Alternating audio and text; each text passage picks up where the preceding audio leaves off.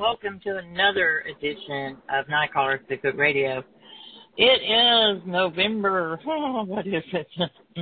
The 7th, 2016, and we welcome everyone that is tuned in tonight. And we're all here tonight, except for Lauren, she's with the little one. Yeah.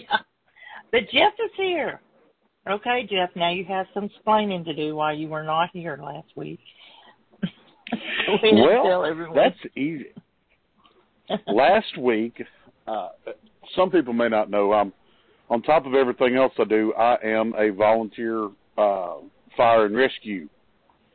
And we had a call out. There was a really, really bad wreck. Car flipped about 9 times down a ditch, and we had to extract the 2 occupants from the car, and once they were extracted, we had to set up a landing zone and land life flight to load them up and take it.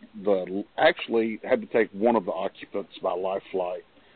And so that took up most all of my evening. Yeah.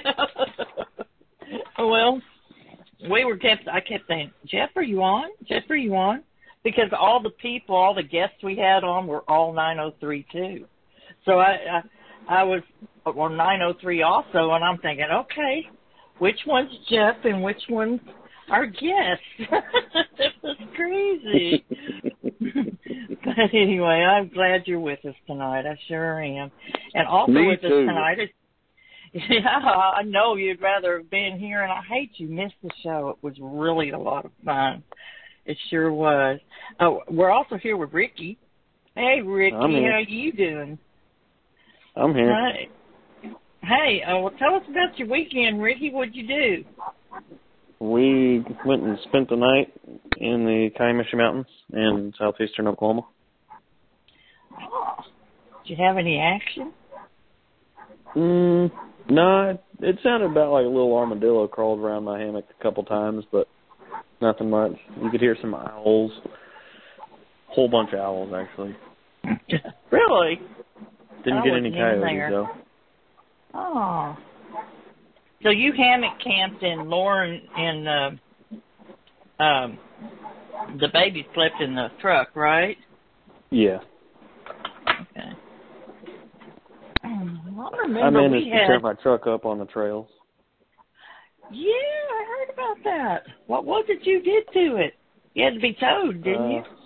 Yeah, I tore up a wheel hub on the driver's side front axle.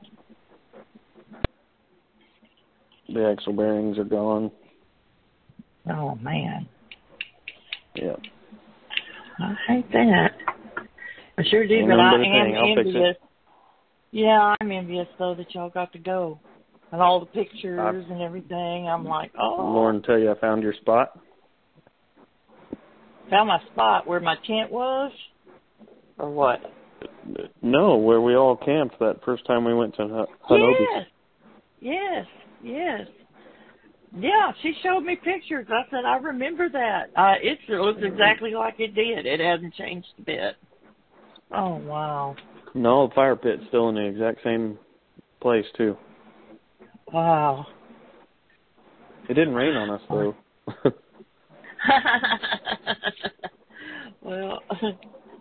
Well, I'm glad that we got Jeff back on, and Lauren will be on pretty quick and everything. And I know I had something else to tell everybody, and I cannot remember what it is. All I can think about is our guest. I'm just ready to bring him on. Does anybody have anything to share?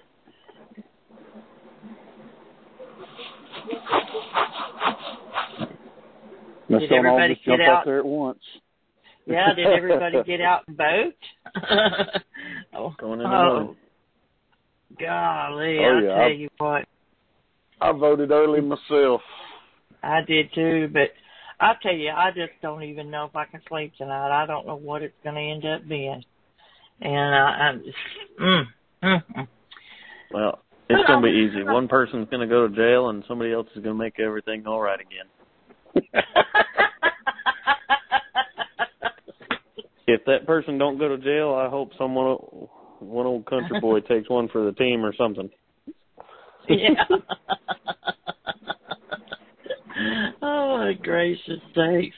Well, I guess I'm the only one that's got the studio up, so I'll go ahead and read the bio, and then we'll bring Luke on.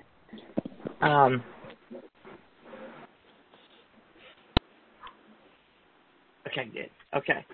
What he saw that night standing 12 feet away from him. Wait a second. Let me start over. Luke Gross's journey began in 1984, over 30 years ago, just outside of a small East Texas town. The name of the town isn't really that important, but what transpired outside of that town one November night is where it all began for Luke. What he saw that night standing 12 feet away from him changed the way he viewed the wilderness, the wildlife and the wildlife that inhabits it. Having experienced the outdoors by way of hunting, fishing, and backpacking in very remote areas of the United States, Luke thought he had encountered most species of wildlife. He was wrong. Luke has always had a keen interest in wildlife since childhood. He studied the animal kingdom, conducting surveys and documenting his findings on every species he found. There was one he had missed, one so elusive it was almost impossible to find. The one he had missed was a living legend, and he was not prepared for the profound effect it had on his life after it found him. Join us tonight as we talk to a Bigfoot legend, Luke Gross. Welcome aboard, Luke. Long time no see. It has been a while. It has been a while, I tell you. Too long. I don't know. If we have some old timers out there, some of our fans from way back, they remember when Luke used to host the show. Probably for 3 years he hosted it from 2009 to 2012 or something, or something like that. Yeah, 2011 maybe. 2008 through 2011, something like that. And anyway, welcome, Luke. Well, I'm glad to be here. Well, kind of give us catch us up on what you've been doing.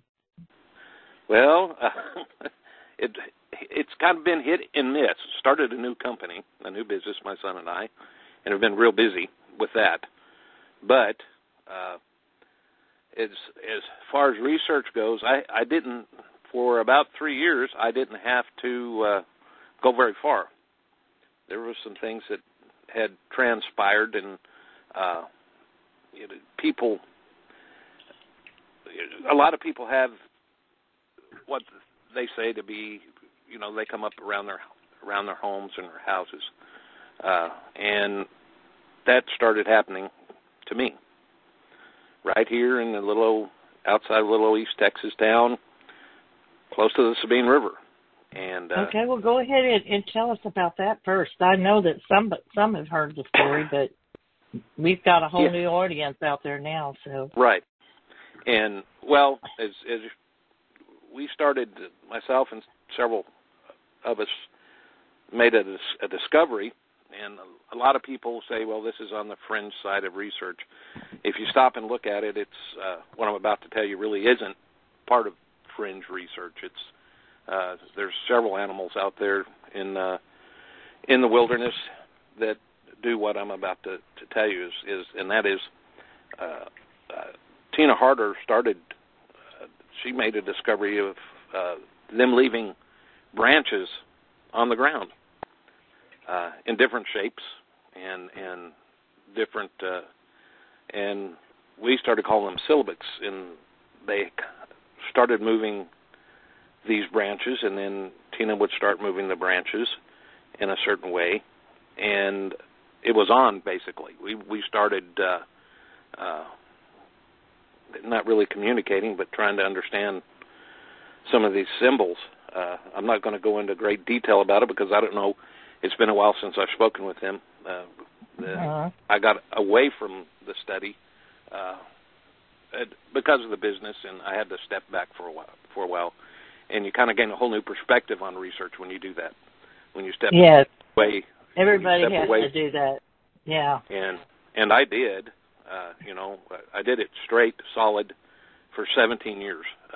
I was in the field, just about every weekend, and sometimes during the week I was in the field doing research and trying to come up with some answers to the questions I have about, Sasquatch, and I found a lot and that answered my questions.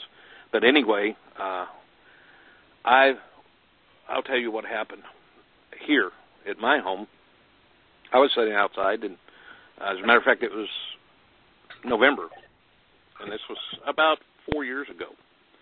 And I started, I was cooking. I was grilling chicken on the outside. And I guess the weather was about like this, maybe a little cooler, but it was during the evening, and the sun had set, so I'm sitting there, and all of a sudden I hear this rock land right next to me. And I knew there wasn't anything else around here that can throw rocks, unless it was a human. And so I just turned around, picked up the rock, and threw it back. And it was I started using these syllabic. I placed them out on a dog kennel. At first I started placing them on the ground. And I put game cameras up in the trees, high in the trees, 20 feet up, straight up, looking down over them. And I'm looking and I'm saying, okay, nothing's happening. And so I took the cameras away, and I started placing these symbols up on top of this old dog kennel I have that's out on the side of my yard. And I live out in the country and on some property. And all of a sudden, these symbols started to change. And I would change them one way, and then they would be changed another way. I would go out the next morning, they would change, okay? And I'm saying, okay, what animals could be doing this? What animals could be changing these? And I started putting up, I couldn't figure anything out. At night that would come up. A possum, there would be no reason for a possum or a raccoon to climb up there, or a squirrel or rat or mouse. And then I started putting out a recorder. And it would record 16 hours. And I pretty much verified it to myself. There's footprints. You can hear footfalls, heavy footfalls walking up to this area. I found footprints. I believe I sent photographs to you and then some recordings of what was going on. They'll be in the slideshow, everyone. You can look at the slideshow and see all the... Go ahead, Luke. I'm sorry. But this went on for 2 years. And it was, I didn't want to try and put a game camera out because I know better. A lot of the times, game camera scares them off. And but this continued. I'd find sometimes, at one point in time, I decided that I was going to put a chalkboard, a piece of basically cardboard, but it was a chalkboard, and chalk, and I'd draw a symbol on the chalkboard. Well, I had some interaction like that. I would find the chalkboard pulled out of the tree. I'd had it on the side of a tree, and a little scribble mark, and that's all I would find. Nothing really happened then. And but they would come up in I remember one night, like for 3 days, I didn't move these sticks, and the side of the house got slapped hard. It shook the house, at least the one room, and it left embedded hair prints. I've got photographs. I don't think I sent them to you, but I've got hair. It shows the hair prints that the paint on the outside of the house is kind of oxidized, and you can see where it hit so hard it just the hair imprinted into the paint. That was a scary situation right there. Yeah. My son was living at home at the time, but I said, and I wanted to prove that this is what was happening, that it was a Sasquatch. Even though I had sounds or what sounded like speaking, talking, and I wanted to prove that this is what was doing this. So I put up a game camera. Again, I wanted to prove it. And lo and behold, it stopped. All the interaction stopped. There was nothing going on. Nothing. And for over a year, there was no interaction. As of late, there's been some, but not very much, and I still can't prove it totally what was going on out in my yard, except there were footprints in the recordings. I did get one photograph of eye shine on the game camera, but that was only because it was a moth or a brown bat. It flew in front of the camera and set it off, and it was standing on the other side of the trees. And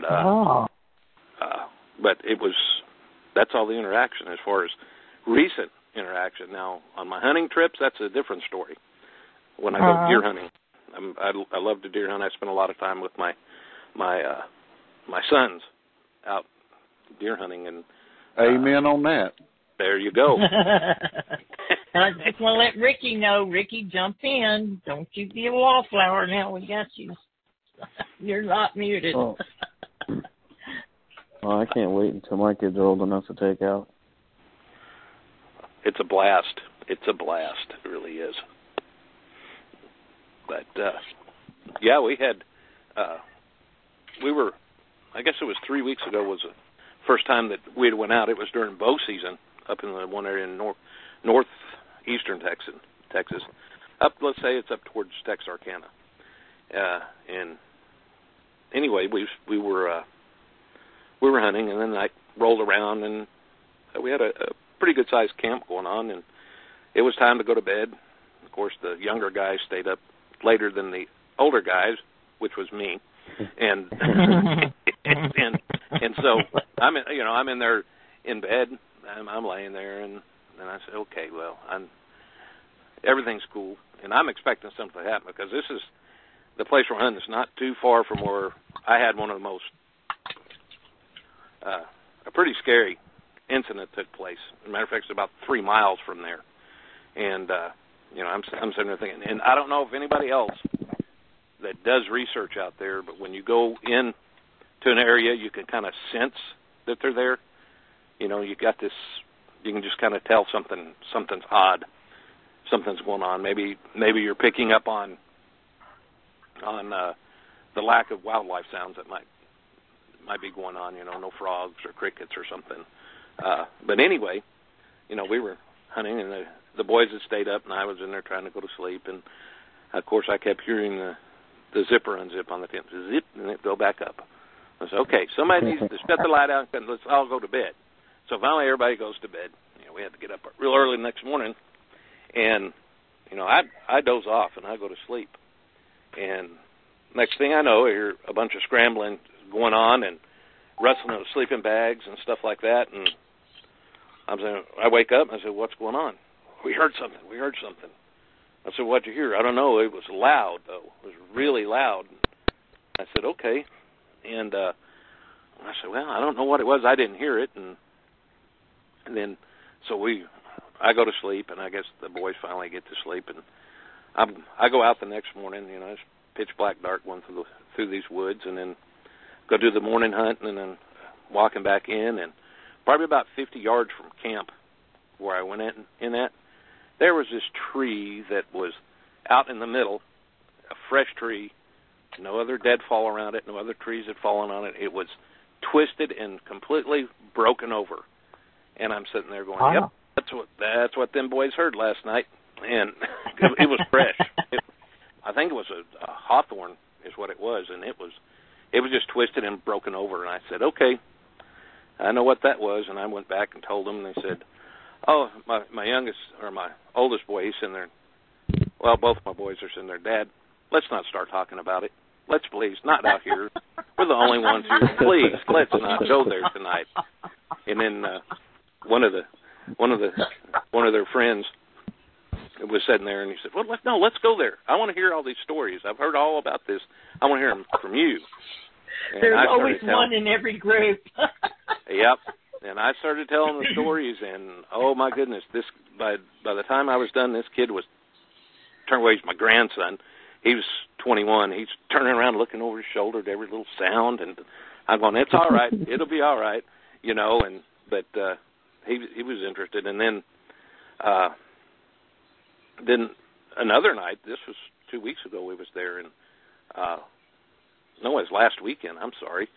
We were out there again, and it was just me and my son, and we had you could hear some pretty heavy. We was there, and then all of a sudden there's a pond right down below us, and all of a sudden you hear these huge splashes, like something was being thrown into the water.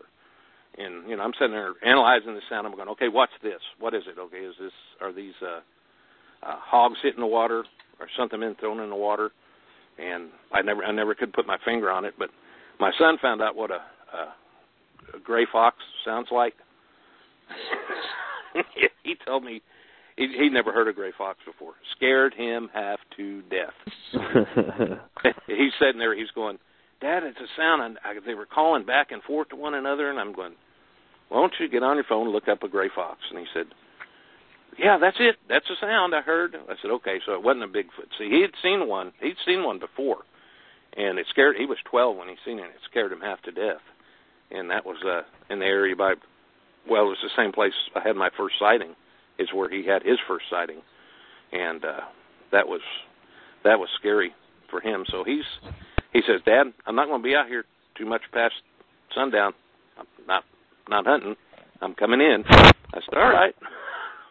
And it's spooky. You get out there, you know, and you can't see 3 inches in front of your face.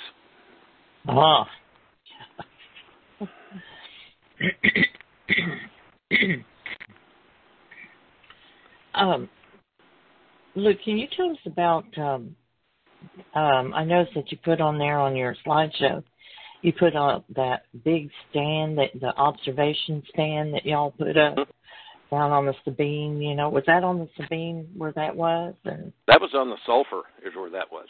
On the Sulphur? Okay. That was on the Sulphur. And, yeah, I can tell you about that. I can tell you exactly why it's up in the trees, too.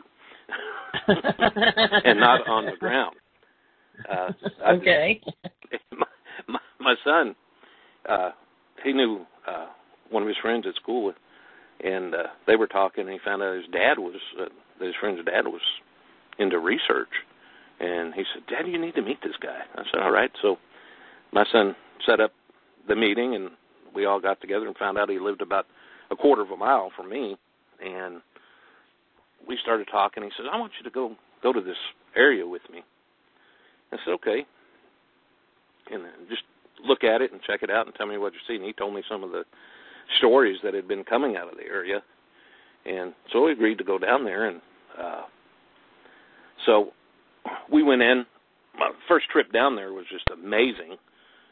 We went in, and he started showing me these areas. And we got followed the whole way. We went in for miles into this area. We were followed the whole way.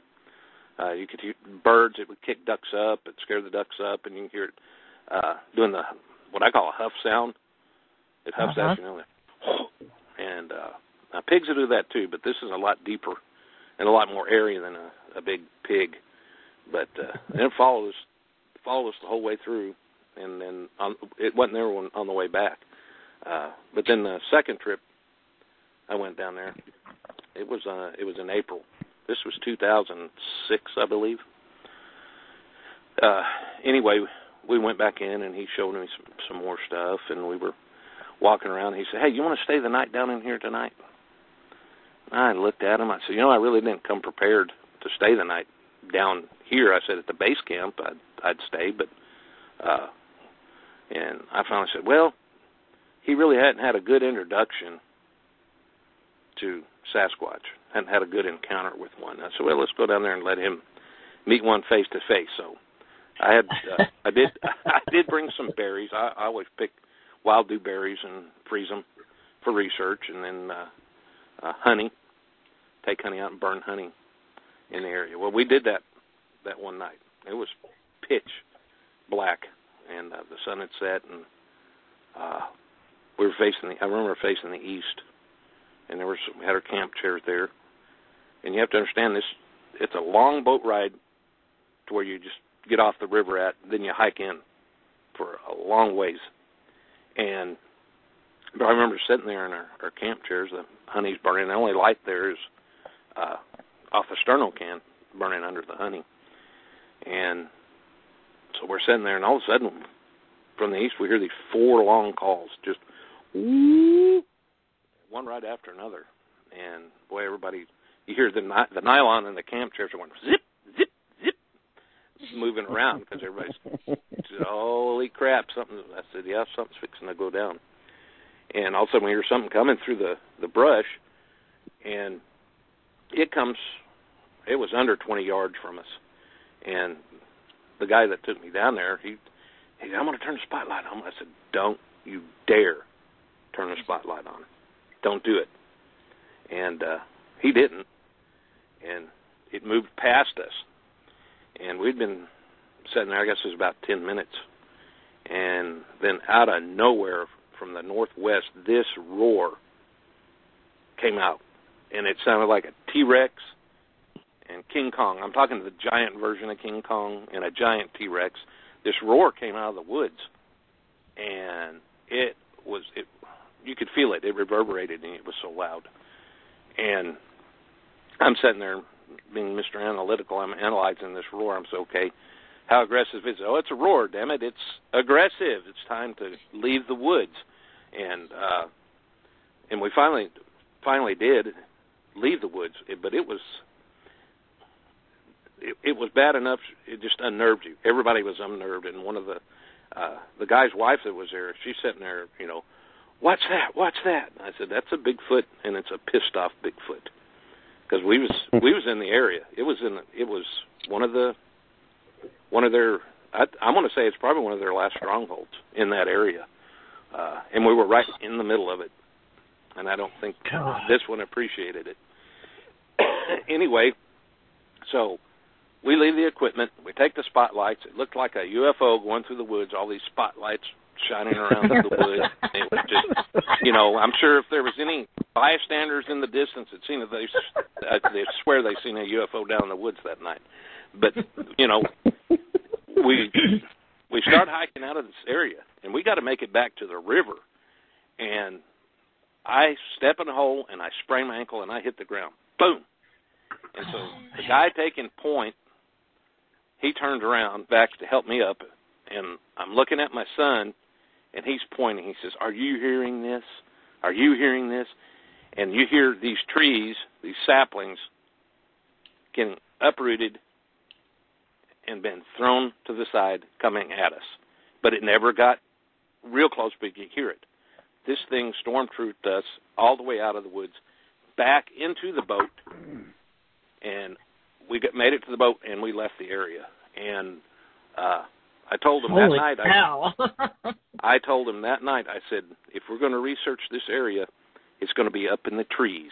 I said, no other way. So we built that stand. That was a research stand, 20 feet up in the air. It's 20 feet. And you could sleep 6 people. You could go to the bathroom up there. You could cook up there. And we would stay up there and hang our microphones, and we did most of our research from there. One night, however, somebody had the bright idea, I think it was me, to go down out of the stand. Yeah, don't say. Yeah. Not moving. No. Let's go out of the stand and set up down here on the ground. And there's a little creek. There's a little creek that run in front of us. And, we're sitting there and got our chair set up and our little piece of plywood set up on buckets. Our recorders are set out and everything. And, and my wife, she was there. She was up in the stand. And we told her, if you hear this ladder going up into the stand start rattling a lot, just kick it down. That wasn't a very good idea. Anyway, we were sitting down there, and it got dark and darker and darker. And we started seeing eye shine. And this is eye shine in the dark.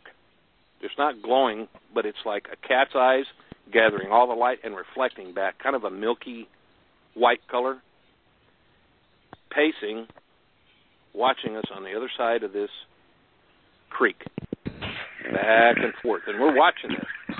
And we got the night vision going and everything. And, when you turn night vision on in the woods, it looks like spider webs everywhere.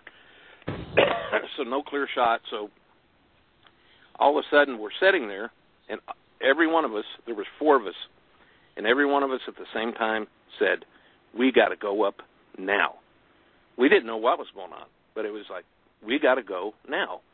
And so we go over, and we hit that ladder, and the ladder starts shaking. All of a sudden, my wife comes up, shines a spotlight around, was fixing to kick the ladder down out of the stand with some of us on the ladder, and she shines it behind us. She says, get up here now. There's one right behind you. One had snuck up on us and was like 10 feet behind us, and we didn't hear it come up. And so we managed to get back up in the stand, and wasn't any more activity that night. But we'd have things thrown at us, mainly branches thrown at us to hit the side of the stand that's up there. We'd have burlap wrap around it, and they would hit it, or it'd have a tarp, and it would pop, pow, pow, and they'd come under the stand, and you could hear them moving around. But yeah, that was quite the ordeal, quite the research area. But that area was compromised. Matter of fact, it was compromised probably about 3 years ago.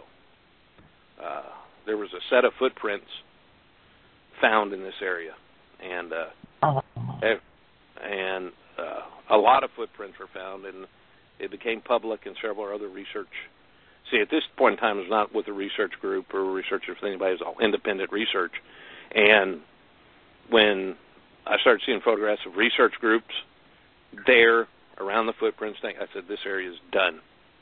And it was. Yeah. It was over at that point in time. The best research area I'd ever been to.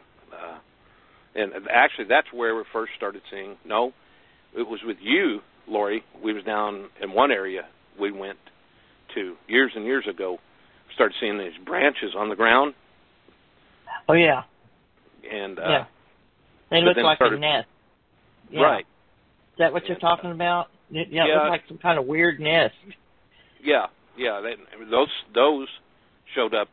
Matter of fact, we was researching with Billy at that time. Yeah. In that one area, but the same types of nest showed up in the same area. So, and each area had Bigfoot activity. So, but it's just really a lot of. It's too bad that you have a lot of areas that you're researching in. I mean, you can't say, well, this is my research area because it's open to the public. So, but there's still a lot of good areas. But it feels like yours when you're spending so much time there. You know, I guess Jeff is kind of lucky because Jeff has got an area that it really is his. Oh, that's cool. Yeah, and he's just like exactly. Yeah. He knows it's not going to be somebody else coming off in there. He'll know who's out there and everything. So he's really fortunate to have a area where he can really do a study and not be affected by outsiders. That is the biggest thing. You find stuff and you think that you've got something, and then you realize that you see humans have been in there. So you don't know if somebody's coming in there trying to hoax you, chasing everything off. I remember I had an area it was my favorite spot. And I know y'all have heard about it, the Dead End. And I love that spot. And I'll never forget one time I was down on the trail and somebody had been hanging up bait bags. And I said, dang, somebody has found out about this place. It was just heartbreaking. Man, bait bags. I haven't used bait bags in a long time. Oh, I know, but this was a long time ago I found this. Yeah. I mean, it was just... yeah, it is. It's that if you... It's like I said, Jeff has his own place, and that makes it nice. You know, and over there where I had my it makes it real nice. Yeah, it does. And I know over there at my mom's, it was on private property, and you could drive by this area, and you would say, Bigfoot, Sasquatch in this area, no way in the world that you would think that they would be there, but they are.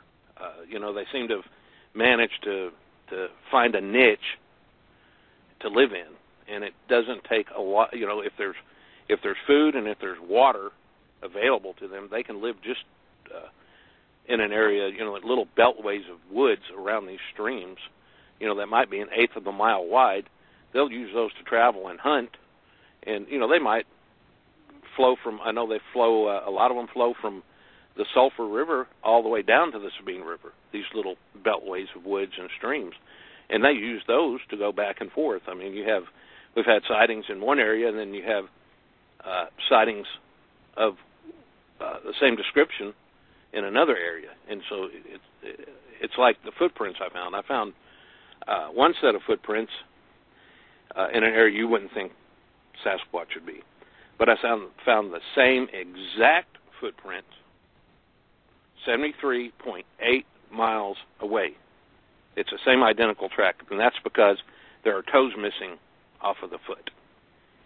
And the same curvature to the foot, it's the same identical track. So they're at least traveling that far along these waterways, and I thought that was pretty interesting. But I didn't make that discovery for probably 5 years before I had the photographs of one and then the photographs I found the other footprints. So it might take years just to make a small discovery about Sasquatch. Yep. I'll tell you what, I would love to go down there, back to that. I know we can't go back to that place in Sulphur because the place has changed hands, but that was a creepy place. It truly was. They had some sort of Halloween attraction there, haunted Halloween, in the woods type thing. But Billy has told the story. But were you there the night they saw the UFO? Were you with them? And I was standing right there. Yep. We were. Yep. Yeah. As a matter of fact, it was. We'd heard some calls beforehand, and we were in contact on the radio. And everybody said, "Well, did you hear this call?" Yeah, we heard this call, and then Billy, as a matter of fact, got pushed out of the area. It come up behind him where he was at, if I'm not mistaken. I could have it wrong, but I believe that's what happened. And he started making his way towards the front, and then we started hearing these calls, and then we started making our way towards the front of this property, and we were all standing out there by the truck, and I believe we looked it was to the west of us, northwest. You see this light in the sky. It was I guess you'd say it was a disc shape, and there were different colors, and we sat there and watched it through binoculars and through rifle scopes for quite a long while, and it was pretty neat to see. Well, see, yours is one of the very few that I've ever heard about that you had Sasquatch activity and a UFO all on the same night. Yeah, that was. Go ahead, Louis. No, go ahead, Lori. That's unusual. Well, I don't guess it's that unusual because I've heard other stories, but you're actually the first person I've ever met that has had you and Billy, or the first two I've ever met that actually, and there was more than one witness. There was, there were what 5 or 6 of you there? Yeah, and there was me, my son, Josh. I believe Josh was there, Luke, and one of our friends, Heath, and Billy, and myself. It was 6 of us that were there that night. And Billy's son, too, was there. So, Brett, we were all there. And, yeah, it was pretty cool. And we went out and was actually researching in the area. And my son and I, Josh, we went to this back part of the property, and there was a swampy area. We'd heard something move through this area, pretty heavy, move through the swamp. And so we went into the area looking for whatever made the sound. Now, like I said, we don't know what it was, but it was big and moving fast through that area. So, but it was a lot of fun, and I don't necessarily tie Sasquatch and UFOs together, I've never I had. don't usually either. Yeah. Yeah, so it's one of those things. That night was just a huge coincidence in my book. So, and I know there's several out there that say, no, it's a possibility that they were connected, but I don't think so. Yeah. I don't. Well, you submitted quite a few audio clips of things that you recorded, and but we're going to go to break first, and when we come back, we'll go ahead and start listening to some of those audio clips. I picked this song because it was it was at the top of the charts in 1984 when you had your first sighting at your mother's house. And could you tell everyone real quick this story about your first sighting, and then we'll go ahead to this song that I selected that was top of the charts in 1984. Actually, November of 1984. But go ahead. Yeah. Right. Now I'm long-winded, Lori, but I can. That's all right. We'll just. Yeah, there's no limit on the break. It doesn't have to be exactly on the minute. But go ahead. Okay. Well, we had lived in Garland. The whole family had lived in Garland, and my brother had bought this property out in just not far past Greenville, Texas, off I-30. And he bought the property, and he moved his home out there, and then my mom and dad was going to move their home out there.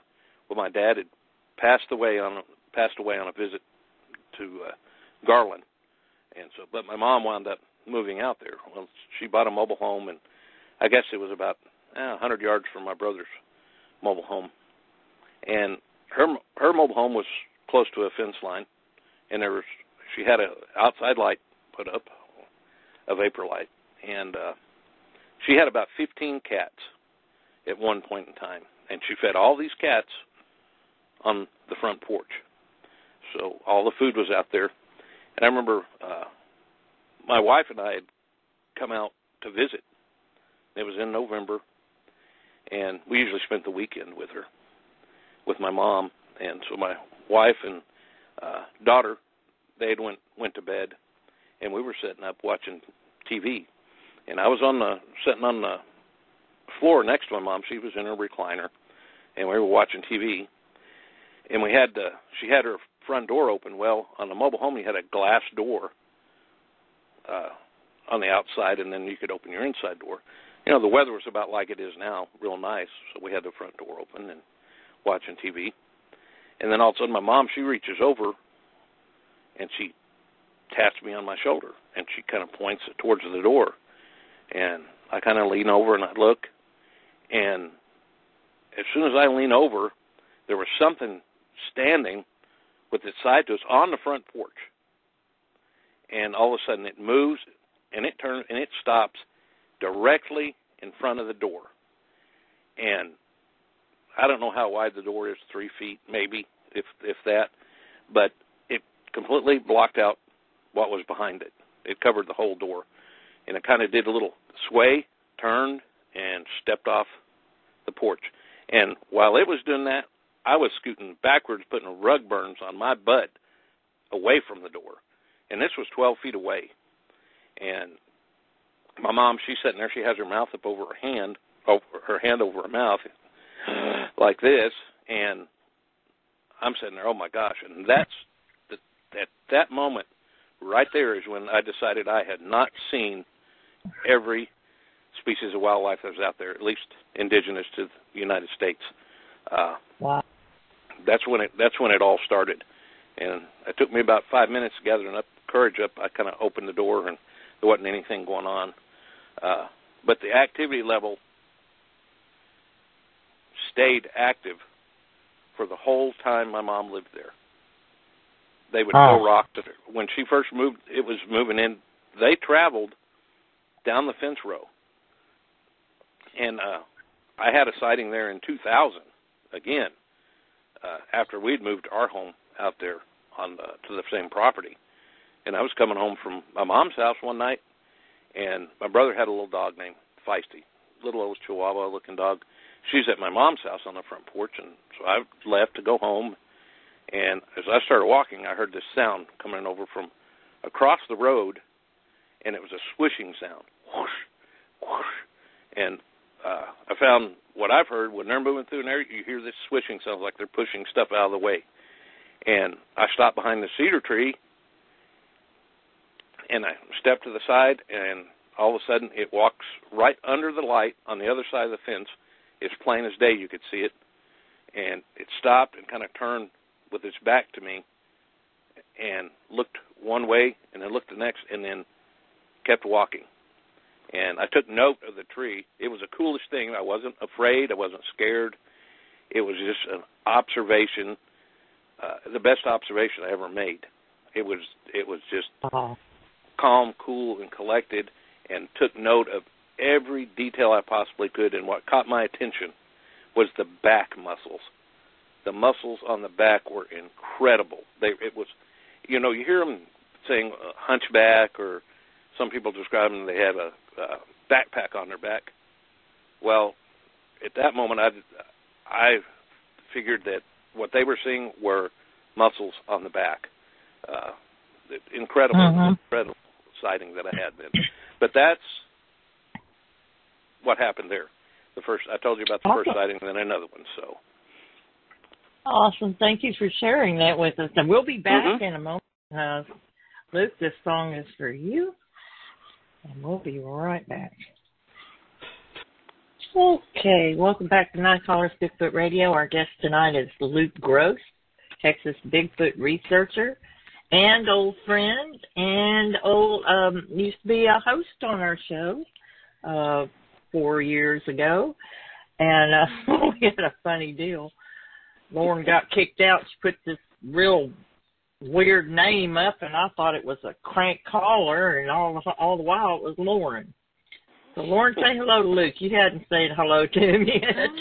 Oh, hey, Luke. Hey, Lauren. How are you, girl? I'm good. It is so good to hear your voice. You don't even know. It has been a while. It has been a while. Oh, yeah. It has. Yeah. I know it's really good to hear you telling the old stories and, hear you back on there a little bit. Oh, yeah. I hadn't had a whole lot of news stories to tell. I wish I did, but I don't. Don't we all? Yeah, life happens, We like the old ones, though. Yeah, the old ones are good. I've had, there've been a lot of things that has happened, but I have, but it's just close to home, or some of the areas I might run down on the Sabine River and check out and look around and find things. But no, I'm glad I could come on tonight and talk to you guys and hear familiar voices, and brings back a lot of memories. A lot of good memories. Yeah, that's good.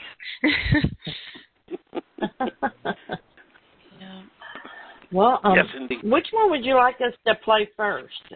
We've got several here. Well, I'd really like to get a take on one of the speaking ones, the one that's kind of a gravelly kind of sound. You hear my wife. Yeah. This happened while things were going on here. It's kind of a gravelly sound. She opens the back door here at the house, and she's telling the dogs. She says, "Come on, guys." And as soon as she says that, you hear this really gravelly, I don't know, it sounds like words, but words I don't understand. So you can play that one if you want, Lori, and I'd like to hear what everybody else has to say. Okay, I'm not sure which one it is, so let me just play this first one here, and we'll see if that's it. And I may have to play it again and turn it up, but it's January 2014, number 1. Okay. Okay.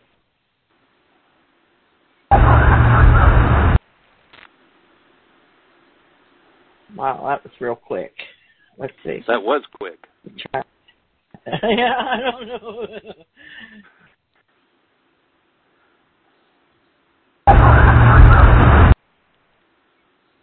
No, that one's too quick. Can't. Okay, let me try the next one here. Okay.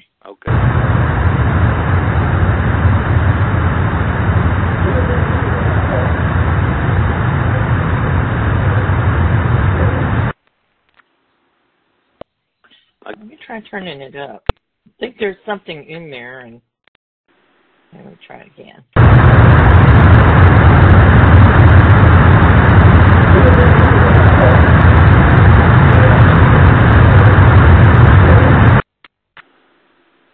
Okay, so that's not somebody talking. No, that's something talking. That's something, and to me, that's something talking, because this was recorded at 2:30 a.m. in the morning, and around here there ain't nobody up at 2:30 a.m. in the morning, and I had my recorder out by the time, and that's the one that I was telling you about, Lori, that it was almost a sing-song type, like but it's something. I don't know, and it sounds like somebody speaking, but it's not speaking English. It almost sounds like the babbling that I've heard before, kind of like that. Yeah, that's exactly, just faster. It was real fast. Yeah, and I've only heard faster. people, Yeah, it's like a. And I've recorded that before, and I had a recording of that, and I cannot find it. I don't know what, I lost it somehow through the years. I've lost it, but I hated that because it's the only time I ever got it. I've heard it, but never got it.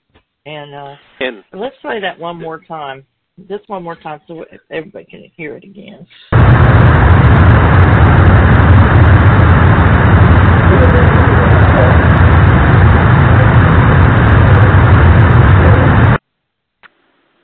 Wow. And I will Jeff, be what honest do you think? with you. Yeah, let's hear what Jeff's go ahead. got to say. Yeah, Jeff, what do you think? Jeff's on mute. Through my headphones, no, I unmuted. Through my headphones, it's really difficult. There's so much background noise, I really can't make out what you can make out, like right there where you're playing it. I know you can hear it really well. And Luke knows what it is because he's heard it and he knows what it is. But through mine, it's like the background noise is so high, I really can't make anything out. Yeah, and it sounds the same way here on my end too. It's kind of real. It's not as clear. It's not as clear, no. But yeah, that and to be, I heard that same sound. Okay. Somebody had recorded that sound. I believe it was in Ohio. And when I heard that, I said, "Oh man, they're full of crap. There ain't no way that that's what that is." And then that comes back and bites you every time. It always does. Beat me dead square in the butt, and so I have to retract that because it's just like, hey, I recorded the same sound here, but back then when I had first heard that sound, I was strictly an ape person. That's, I said ape, ape, ape, ape. That's all I thought. Well, when you research for a long time and you see things and you hear things and you learn more and more about them on your own time, not necessarily from other people, for your own research, I changed my mind. I went from the ape to a hominid, and that's a relic hominid is what I'd say. But you change your mind on a lot of things. Barred owl calls, changed my mind real quick on that after I did some research. People say, well, that's Bigfoot. Nope, that's not Bigfoot. Those are barred owls.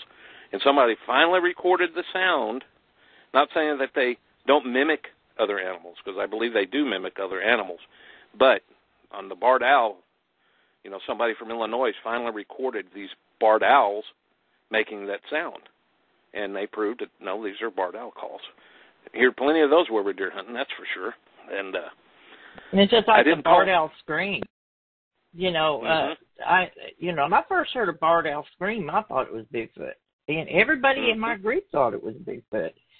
then later on, I ran across a recording of barred owl scream, and I said, "That's what we heard." And then I've had a barred owl fly up, and you never hear it fly up, and it just will open up.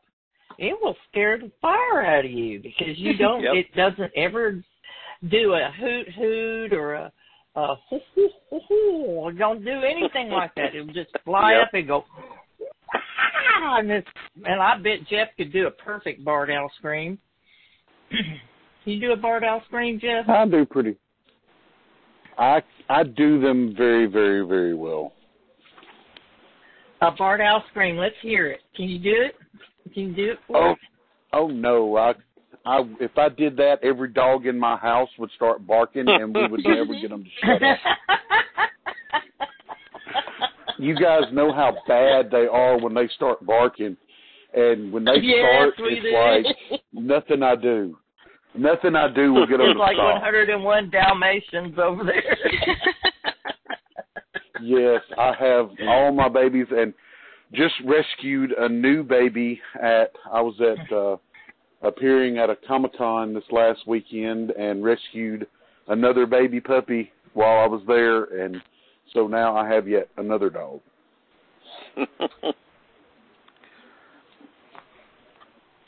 Wow. Well, you're a good heart.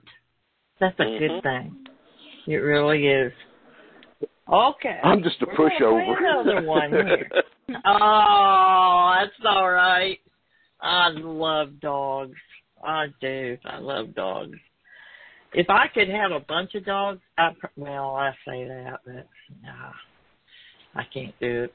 Too many dogs. I've only got 2 hands, so I can have 2 dogs, so I can pet 2 dogs. If I had more than 2 dogs, I don't know what I would do. I'd have to use my feet. Anyway, here is the next sound. Now I know this one. I know there's one of these that's really awesome. Let's see here.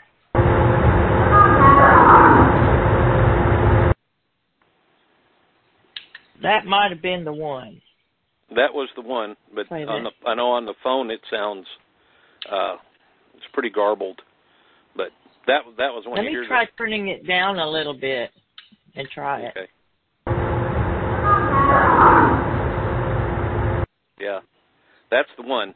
What? She says, "Come on, guys," and then you hear this sound, real deep, guttural. I don't know, words, some kind of sound. Huh.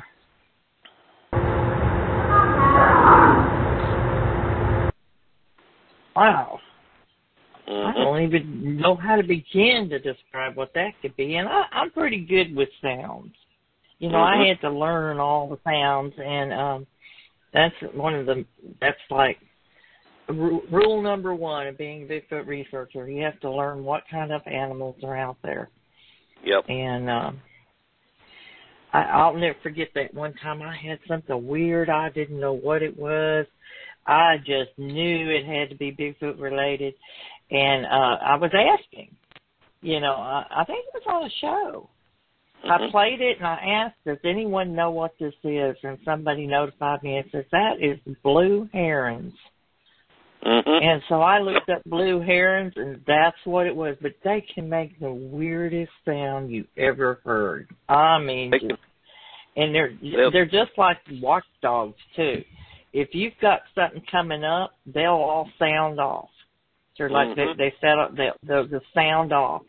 And so, what? Jeff, you got any idea? Ricky, got any idea? You ever heard anything like that? Don't have any roosters or anything, do you? No. Huh. But it was, like I said, it's a real deep, guttural sound. You were talking about those herons. I remember one night I was fishing. Yeah? This is at a lake. So we're at Lake Tawakoni, actually. I was catfishing one night. And there was a curb in the bank of this lake. And I'm just sitting there catfishing, got my lantern out, enjoying the night. And all of a sudden this heron let out that rah, rah sound. And I turn around and I shine the light, and there's these 2 eyes looking at me from a tree. And I said, holy crap. And I look, and it's a daggum raccoon. I said, you know what, I'm tired. I've had enough. I'm going to bed. So I went and crawled in the tent and to bed. That was just, couldn't take any more. It's like, okay. You know what? They do make Lake weird sounds. is a hot area. Mm-hmm. Yeah, we were camping there, and we had several in our group saw them that night. Mm-hmm. You know, running around through the campgrounds and stuff. And I would have never thought it looking at the place. It didn't seem squatty to me at all. Well, you remember over there at I think it was October 2009. We had went and camped over at where was it? Cooper Lake. Okay. We had a big.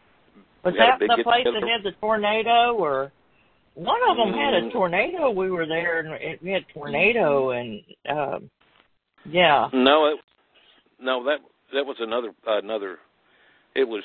Oh, okay. There was Mark was there, and you were there. Cassie was there, but that's a place you wouldn't think Sasquatch would be either.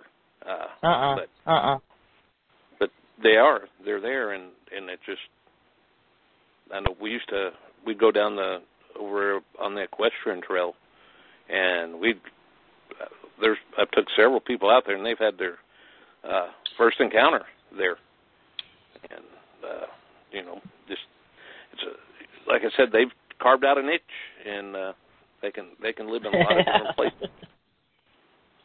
They sure can. They sure yes, can. They can. I tell you, the most unbelievable place that I ran across them at was Lost Lake. I know Miss Lauren remembers Lost Lake. It was up there in Oklahoma, and it was just this little bitty lake with just scraggly trees around it, and had all these, what were they, like swans or some kind of birds that were out there in the water, trumpeter swans or something like that, and there were, they make a really cool noise anyway. But we had stuff come up to our tent all night long, and it was breathing, growling, just, that was a creepy place. And it was surrounded by farmland. And you would not think ever there would be Sasquatch there, but there was a lot of activity at that one spot. They had a teepee set up, and nobody wanted to sleep in the teepee because it was like, it wasn't, I don't know, it was just a weird place. I didn't sleep the whole time I was there. It was just really, really spooky. But anyway, how about this last recording? Let's try this one here and see what we got.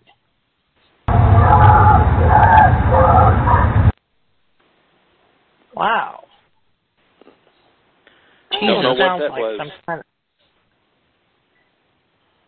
Go ahead. No, I was just saying I'm not sure what that is, but I've never heard it before. Oh, I haven't either. Let me play it again. Yeah, that's the one I was talking about. Because you listen to it. It's yeah. Well, I'm gonna play that one again. This one is interesting because if I had heard this on a recording, I would have listened to it again. Because it sounds too big to be a frog.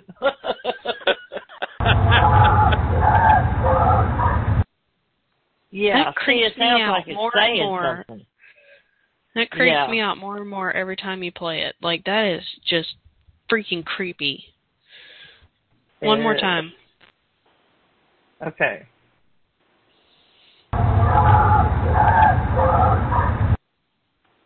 Oh, yeah, that's definitely. I've had that same thing down here. You remember?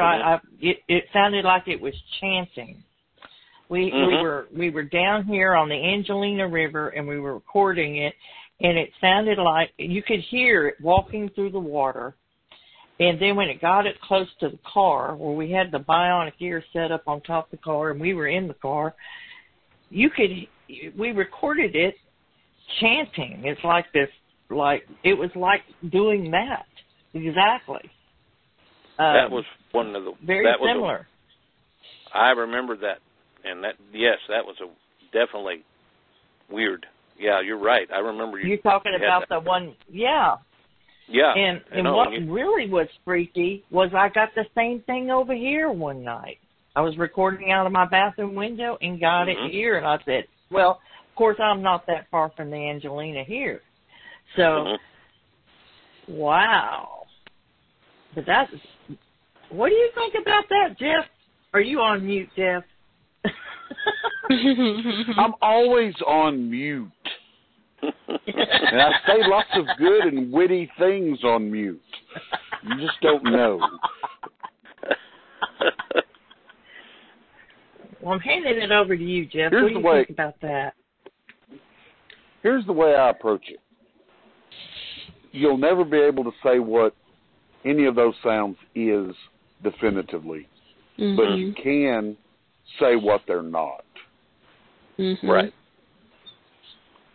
And that's the way you have to approach it. You have to approach it and you have to say, okay, I know for a fact by using just simple scientific method of comparison that it's not owls, that it's not domestic animals of any kind, and that you have ruled out that it matches the sounds of any known species that lives in the area.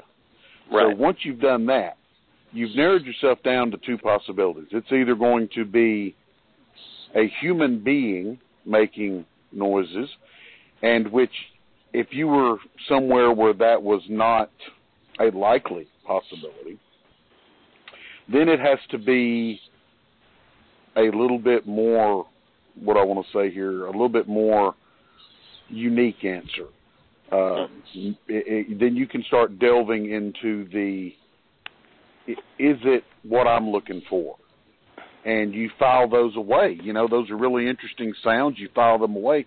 And if you start getting sounds that match one another, similar sounds, then you build on that and say, okay, unless this same guy made this same noise in two different locations at two different times in history, you've ruled out the possibility of it being a human being. Well, I don't know, man. And so that's it's like, yeah. It's like, this is like a sound right here that he recorded. He'll only record it that one time because that's the way Bigfoot work. They don't do it again anywhere else. You have this weird, strange recording, and it's just random, and then you never catch it again. Never catch it again. And I have got an audio library, and Luke can tell you, an extensive library on all kinds of sounds that I've recorded out there, and I don't have any that are similar. Not any. That's strange. On my place, I got the same sounds over and over and over and over again. I mean, I can go in the same spot and hear. I mean, it's just like me and you having a conversation. We may not be saying the same words, but even if we didn't speak English, you could tell. It's just like if you're listening to Spanish people talk, you know that they're speaking Spanish. And if you hear two more Spanish people talking, you know they're speaking Spanish. And that's what I hear in my area is I hear a language being spoke. I hear words. I hear a diatribe going back and forth, and I can recognize it as being a similar context, a similar sound. I guess the phonetics of it are the same, and so I know what's going on, and it'll be different times of the year. It'll be different times, day, night, things like that, and you can hear these. And the best part was whenever I took the Discovery Channel crew out there, and we actually recorded this conversation going on, and the guy turned and looked at me, and he was like, okay, what's going on? You know, what's going on? And I'm like, we're in the middle of 580 acres, private land in the middle of the Sabine River bottom. The closest road that is publicly accessible is through the river bottom about 5.5 miles through a swamp. So if somebody walked in here, 2 or 3 people to play this joke, which nobody knew we were going to be there, you know, I mean, it was just one of those things where it was an impossibility for it to have been somebody hoaxing us because of where we were. Mm-hmm. And that, you know, that's interesting. You're talking about hearing these conversations. It's language. And I know Lori remembers this when it was me and Billy and who was it? John Carmichael. We went out. We was in Arkansas. You remember that, Lori? Yeah, but I don't think I was with y'all. No, you weren't with. But we was on the. We were on Skype, and we was talking to everybody. But we were. Oh, okay. We were out in the middle of the woods, and you know, we're standing by the Suburban, and all of a sudden this conversation starts up, and you can tell. And this is a Deerley's, but I mean we're the only ones there, and you hear this conversation start in the middle of the woods, in the middle of the night, no lights, nothing going on, but there's this conversation, and it's not English. And you can hear them talking. So that reminded me of that incident, Jeff. And that's very cool. I remember one time I was researching. We were sitting on top of a bridge, and I had the bionic ear out the beer window, pointing towards the back, and it was directional. I had the parabolic dish on it, and I was sitting on the passenger side. We were just sitting on the bridge, and down below the bridge, I heard a female voice. Now, there's nobody out there. This is like 1 or 2 o'clock in the morning. It's a you know, not a hospitable place for any woman to be.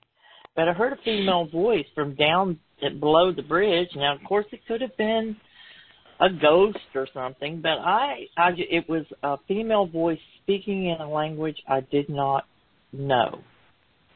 And it was just a short clip of conversation. And that was it. And I said, oh, please, let me get that on. Let me get that. Oh, please, I hope I got that. I didn't get it. But I heard it plain as day, coming down from underneath the bridge. I don't know. There's so many strange things that you do hear out there, and I've got countless recordings of things I can't explain what they are, what kind of animal it is, and through the years I've debunked a lot of it. This is what this was. This is what this was. I finally heard a coyote that sounded like that. I finally heard owls that, I've noticed that owls have like an indigenous language to their area. They have certain ways that they call. And so that will throw you off if you're, wow, I'm getting a lot of feedback on me here. No, I think the feedback's on my end. I think it's being called in. So anyway, Jeff, I'm going to let you take it for right now, and I'm going to kind of get back quiet because I feel like I'm getting a lot of echo. Go ahead.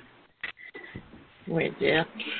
I wasn't hearing a bunch of echo. I was just hearing just like some my type stuff that I get on mine, kind of some scratching and just some background noise. It wasn't really bad coming through my headset. Okay. Oh, okay. Well, Luke, since you are like me, you like to wander around in the Sabine River bottom and chase critters of all different kinds and all of those things and everything. What would you say you're probably your most unsuspected or most surprising encounter or evidence or anything that's happened to you related to Bigfoot or Sasquatch, or whatever how you prefer to call it, while you've been out in the Sabine Bottom? Okay. 2011, June. I can remember this clearly. and I went down, had a friend, Graz, as a matter of fact. He sent me a camera that he was wanting to try out. It was tricked out. You could use night vision during the daylight hours on it, and you could actually see under brush in the shadows, and anything would just pop if there was anything dark under, especially with hair, dark-colored hair. So I'd hiked into the area, went down to was actually on the river, and was testing this camera. I'd set it up, and I was explaining on there what I was doing, how I was going to do it, and test the camera and everything. And I noticed, and the river in this area was actually down quite a bit. And but I'm sitting there talking, and I'm noticing things just dropping into the water. Bloop. I'm saying, okay, it's not the right time of year for acorns to be falling off the trees. So I'm thinking, okay, bloop. And I did my little test, and I started walking out of the area. I finished up, and it was hot that day too. But I was hiking out of the area, and I heard something behind me. And so I turned the camera on and flipped it around, was shooting film over behind me. Had it on a tripod. I just kind of held it up and was filming. And I never heard anything. Or I never seen anything. And then it stopped. So I said, okay, well, I turned the camera off and I kept walking. And as I was walking, I got, I forget how far away from the river I was. Probably half a mile from the river. And out of my peripheral vision to my right, I caught some movement. So I turned my head, and there was this Sasquatch paralleling me, just a little bit ahead of me, taking really big steps. I just yelled, "Hey!" as loud as I could, and it stopped, and it stepped back and crouched down behind this tree and some grass. And I said, all right, this is it. And so I break the camera out, I turn the camera on, and I start filming. And I'm walking towards this, where it went down, and it was partially cloudy, and the clouds were moving from the sun, so it was creating shadows in the trees. So I'm trying to keep my eye on the spot. I don't dare look at the camera and do it, so I'm filming as I go. And as I'm going, I said, if I keep getting closer to this Sasquatch over here, because from what I've learned, there's always more than one in the area. I said, something's going to happen if I get closer. And I kept getting closer and closer. All of a sudden, here comes a rock. Pap, pip, pap, coming through the trees. There's an old railroad bed down in this area where I was at, and the rock come from behind me, where the railroad bed was. And I said, okay. I said, there's a rock. And so I keep walking towards it, and then another rock gets hurled my way. It wasn't a big rock, not a huge rock, maybe the size of a walnut, but that definitely could have knocked me out. But anyway, I'm trying to keep my mind's going because I know there's one behind me. Rocks are getting thrown. And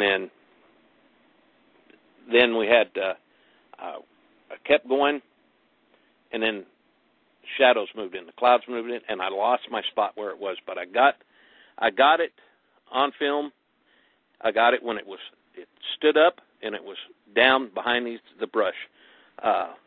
It's not definitive, but you can see it standing behind. It's kind of a real dark brown color, and then when it crouches down, you can see it's got its left hand up, and you can see the fingernails on it, and you can make out the shape of the head. It's got an eye and stuff like that. I think you've seen that one, hadn't you, Lori? I don't know if I have. I don't think so. Because no.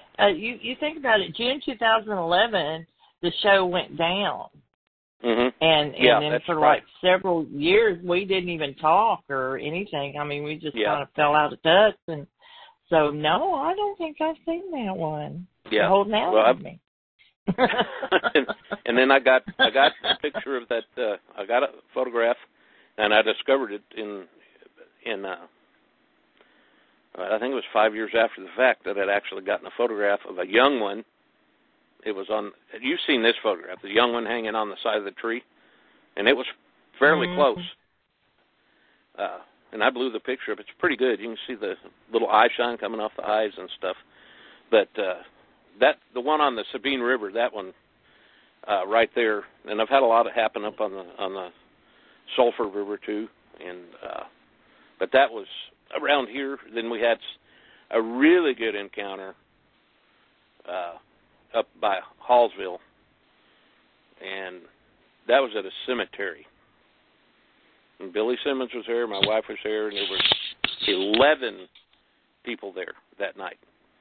And that was probably, there was a lot of people that got scared. There was multiple roars.